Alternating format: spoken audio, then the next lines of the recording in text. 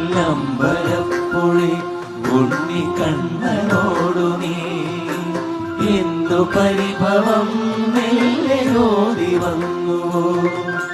കൽവിളക്കുകൾ പാതി മിന്നി നിൽക്കവേ എന്തു നൽകുവാനിന്നെ കാത്തു നിന്നു നീ.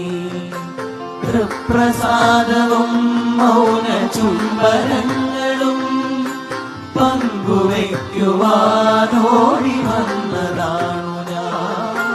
രാഗചന്ദനം നിന്റെ നെറ്റിയിൽ കോപകന്യയായോടി വന്നു